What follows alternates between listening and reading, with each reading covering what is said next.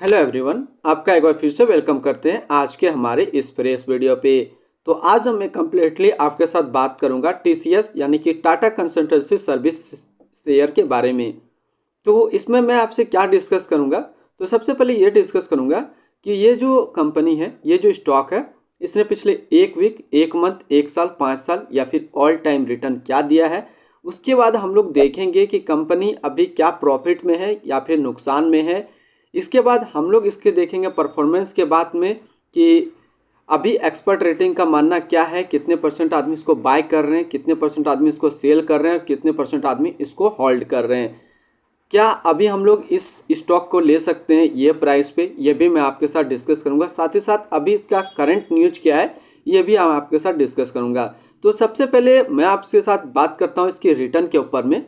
तो पिछले एक वीक में जो रिटर्न दिया है वो नेगेटिव रिटर्न आपको देखने को मिलेगा। 51 रुपया 40 पैसा का नेगेटिव रिटर्न है। एक महीने की बात कर लेते हैं तो एक महीने में जो रिटर्न दिया है वो 119 रुपया 95 पैसा का रेटिंग है, रिटर्न है। एक साल की बात कर लेते हैं तो एक साल में जो रिटर्न है 508 रुपया का आसपास रिटर्न है। 5 साल की रिटर्न की बात कर लेते हैं तो 5 साल में जो रिटर्न है 1846 रुपया रिटर्न है। और ऑल टाइम रिटर्न की बात कर लेते हैं तो ऑल टाइम जो रिटर्न है वो 3588 रुपया है। अब मैं आपके साथ बात करता हूँ इसके कुछ और ग्राफ के ऊपर में। 52 वीक लो और हाई की बात कर लेते हैं सबसे पहले हम लोग। तो 52 वीक लो जो है वो था 3070 रुपया और 52 वीक हाई जो गया है 3929 रुपया, यानी कि 3052 वीक लो है और 52 वीक हाई 3929 रुपया। अब हम लोग इसमें बात कर लेते हैं एक्सपर्ट रेटिंग का। तो एक्सपर्ट रेटिंग का कहना है कि 51% अभी आदमी इस शेयर को बाय कर रहे हैं, 29% आदमी अभी इस शेयर को होल्ड कर रहे हैं और 20% आदमी अभी इस शेयर को सेल कर रहे हैं। ये तो था एक्सपर्ट रेटिंग की बात। मैं अपना ओपिनियन और टारगेट आपको वीडियो के लास्ट तक में आपको दूंगा। तो सबसे पहले हम लोग इसके मार्केट कैप की बात कर लेते हैं। तो मार्केट कैप की बात, तो इसका मार्केट कैप है 13,67,662 करोड़ का। अब हम लोग बात कर लेते हैं कंपनी के प्रॉफिट के ऊपर में, और प्रॉफिट हम लोग ईयरली देखते हैं तो ज़्यादा अच्छा समझ में आएगा।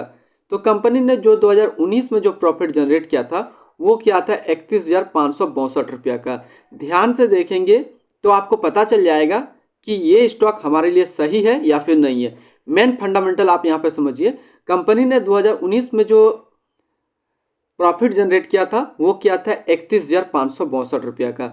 2020 में कितना किया 32,447 रुपया का। 2020 और 21 के बीच में थोड़ा सा आपको सिमिलरिटी देखने को मिलेगा। क्यों देखने को मिलेगा? क्योंकि 20 लास्ट और 21 में कोरोना का टाइम था। तो कोरोना के टाइम के होने के बावजूद कंपनी ने जो है पिछला जो 2020 से थोड़ा ही ज़्यादा लेकिन रिटर्न प्रॉफिट दिया है। कितना दिया था 2021 में 32,562 रुपया। वहीं पर 2022 में इसकी प्रॉफिट की बात करते हैं तो 2022 में जो इसका प्रॉफिट है वो है 38,449 रुपया का। और कंपनी ने 2023 के अंदर जो प्रॉफिट जनरेट किया है वो किया 42,303 करोड़ का। अब जरा इस ग्राफ को देखेंगे हम लोग, रिटर्न के ग्राफ को, तो आपको अप की तरफ ही दिखेगा। तो इससे ये इंडिकेट होता है कि कंपनी का जो फंडामेंटल है वो कितना मजबूत है, क्योंकि कंपनी हर साल अपना प्रॉफिट इंक्रीज कर ही रहा है। अब हम लोग बात कर लेते हैं, कंपनी तो अपना प्रॉफिट बना रही है, क्या वो प्रॉफिट हमारे जैसे शेयर होल्डर के साथ वो अपना प्रॉफिट शेयर कर रहा है? यानी कि सिंपल सा बात समझे तो कंपनी क्या डिविडेंड दे रही है। तो हम लोग डिविडेंड के ऊपर चेक करते हैं। तो कंपनी ने जो डिविडेंड दिया था, एक डिविडेंड का अनाउंसमेंट किया गया है जो कि 19 जनवरी 2024 को एक डिविडेंड का अनाउंसमेंट किया गया है। कितने रुपया का ये डिविडेंड मिलेगा अभी क्लियर नहीं हुआ, 19 जनवरी 2024 को क्लियर हो जाएगा। इसकी पिछली डिविडेंड की हम लोग बात करते हैं तो कंपनी ने 2023 में, जरा ध्यान देंगे कंपनी कितने बार डिविडेंड दे रही है। कंपनी ने 2023 में 19 अक्टूबर 2023 को एक डिविडेंड दिया था जो कि था 9 रुपया का। फिर एक डिविडेंड दिया 20 जुलाई 2023 को जो कि था 9 रुपया का। फिर कंपनी एक बार 15 जून 2023 को डिविडेंड दिया था 24 रुपया का। अब बात करते हैं, फिर एक 16 जनवरी 2023 को एक डिविडेंड दिया था 8 रुपया का। और कंपनी उसी दिन 16 जनवरी 2023 को एक और डिविडेंड दिया था 67 रुपया का। तो यहाँ पे जरा देखेंगे तो ये फंडामेंटल समझ में आ रहा है कि कंपनी का जितना प्रॉफिट हो रहा है, कंपनी उस तरीके का अपना जो है डिविडेंड का अनाउंसमेंट करके डिविडेंड दे रही है। कंपनी ने 2023 में 1 2 3 4 5 5 बार डिविडेंड कंपनी ने दी है। अब बात करते हैं 2024 का डिविडेंड के ऊपर, तो कंपनी ने फिर एक बार डिविडेंड की अनाउंसमेंट कर दी है, जो कि है 19 जनवरी 2024 को। 2022 की बात कर लेते हैं तो 2022 में भी कंपनी ने काफ़ी अच्छा डिविडेंड दिया है। इसका पास्ट परफॉर्मेंस देखिए, 20 में भी इसने काफ़ी अच्छा जो है डिविडेंड अपने शेयर होल्डर को दिया है।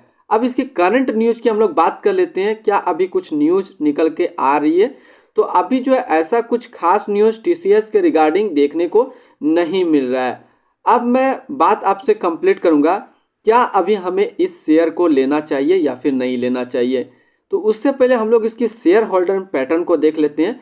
तो इसमें जो प्रोमोटर्स है वो है 72.30%। फॉरेन इंस्टीट्यूशन की बात कर लेते हैं तो 12.47 है। अदर डोमेस्टिक इंस्टीट्यूशन की बात कर लेते हैं तो 5.97% का है। रिटेल की बात करते थे तो 5.77% का है और म्यूचुअल फंड का है 3.49%। अब मैं आपके साथ एक चीज़ शेयर करूंगा, क्या हमें इस जो है टीसीएस के अंदर इन्वेस्टमेंट करना चाहिए या फिर नहीं करना चाहिए, जो कि मेन क्वेश्चन है इस वीडियो का। तो देखिए, यदि आप शॉर्ट टर्म के लिए देख रहे हैं, बेसिकली आप एक चीज़ ये समझिए कि स्टॉक जो होता है वो लॉन्ग टर्म के लिए होता है। लॉन्ग टर्म के साथ साथ आप उसका फंडामेंटल को जानिए, तब आप इस इन्वेस्टमेंट कीजिए। ऐसा नहीं है कि आप जो है 1 महीने के अंदर ही आपका स्टॉक का पैसा डबल हो जाए, ऐसा नहीं होता है। जनरली डबल होने में एक स्टॉक का रेयर में होता है 1 साल 1.5 साल में हो जाता है, लेकिन अनुमान 2 से 3 साल लगता है। तो यहाँ पे यदि आप स्टॉक में इन्वेस्टमेंट करना चाह रहे हैं टीसीएस के अंदर, तो आपको लॉन्ग टर्म देखना होगा। लॉन्ग टर्म की बात करते हैं तो आप 4 साल 5 साल 10 साल 15 साल के लिए सोचिए। यदि आप चाह रहे हैं कि आज हम अपना पैसा डालें, कल मेरा पैसा डबल हो जाए, फिर हम इससे अपना पैसा निकाल लें, तो ऐसा पॉसिबल नहीं है। क्यों पॉसिबल नहीं है, तो जरा मैं आप इनकी 1 मंथ का ही ग्राफ आपको यहाँ पे दिखाता हूँ।